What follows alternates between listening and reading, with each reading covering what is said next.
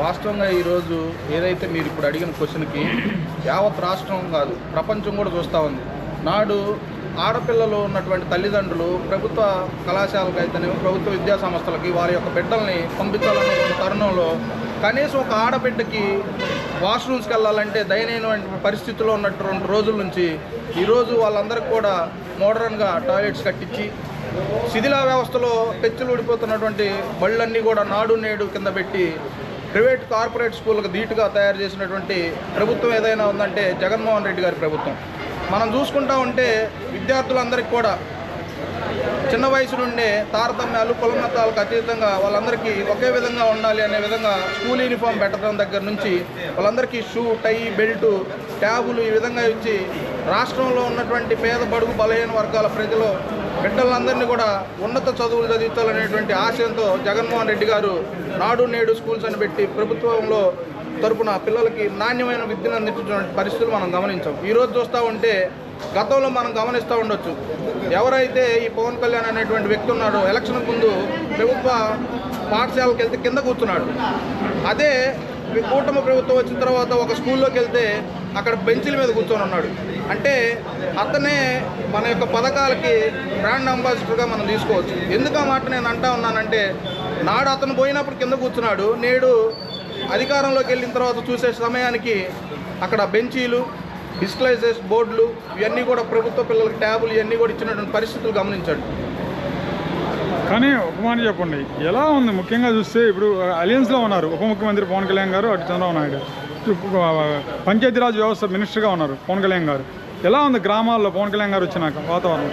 ఏదైనా మనిషికి ప్రస్తుత పరిస్థితుల్లో ఈ రాష్ట్రంలో కాదు యావత్ దేశంలో కూడా 80% మంది ప్రజలు దారిద్ర్య రేఖలు దిగువ బతుకుతూ ఉన్నారు.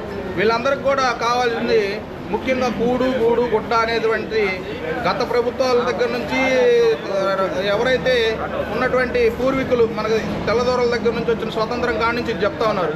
ఈ రోజు కూడా ఈ ప్రభుత్వం వచ్చినాక కూడా పేదలందరినీ ఇంకా దయనీయమైనటువంటి దీన స్థితిలోకి నడుపుతూ ఉంది. మీరు గమనిస్తూ ఉంటే జగన్మోహన్ రెడ్డి గారు ఉన్నప్పుడు తలసరి ఆదాయం ప్రతి ఒక్క మానవుడి తలసరి ఆదాయం పెరిగింది. ఈరోజు మనం గమనించుకుంటా ఉంటే తలసరి ఆదాయం దిగు స్థాయికి పడిపోయి పేద బడుగు బలహీన వర్గాలందరూ కూడా అల్లమో రామచంద్ర అని రాష్ట్రాలు దేశాలు కొట్టుకొని దాటి వలసలిపోతున్నటువంటి పరిస్థితులు మనం చూస్తూ ఉన్నాం.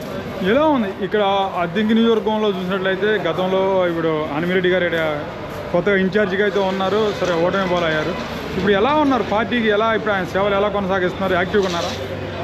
ఏదైతే ఇక్కడ జగన్మోహన్ రెడ్డికి ఈ విషయంలో ముందుగా ధన్యవాదాలు తెలుసుకోవచ్చు. ఇక్కడ ఉన్నటువంటి ఏదైతే అనివిరెడ్డి గారు ఉన్నారో ముఖ్యంగా ఈ నియోజకవర్గంలో ఎస్సీ, ఎస్టీ, బీసీ, మైనార్టీ ప్రజలకి అందుబాటులో ఉండేటువంటి వ్యక్తి, చాలా దగ్గరగా అందుబాటులో ఉండి భయం లేకుండా వెళ్ళి ఒక విషయం చెప్పుకునేటువంటి స్వాతంత్రం కలిగినటువంటి ఒక వ్యక్తిలా కనిపించేటువంటి వ్యక్తే ఇక్కడ పానించిన నానిరెడ్డి గారు.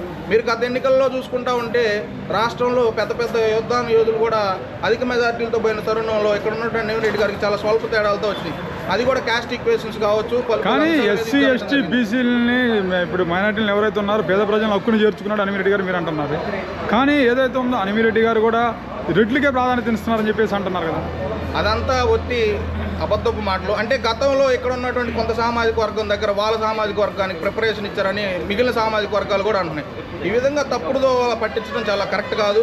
గతంలో కూడా ఇక్కడ ఉన్నటువంటి సామాజిక వర్గాలకి వాళ్ళ సామాజిక వర్గాలకే ప్రాధాన్యత ఇచ్చారని మిగిలిన సామాజిక వర్గాలు కూడా అంటూ ఉన్నాయి.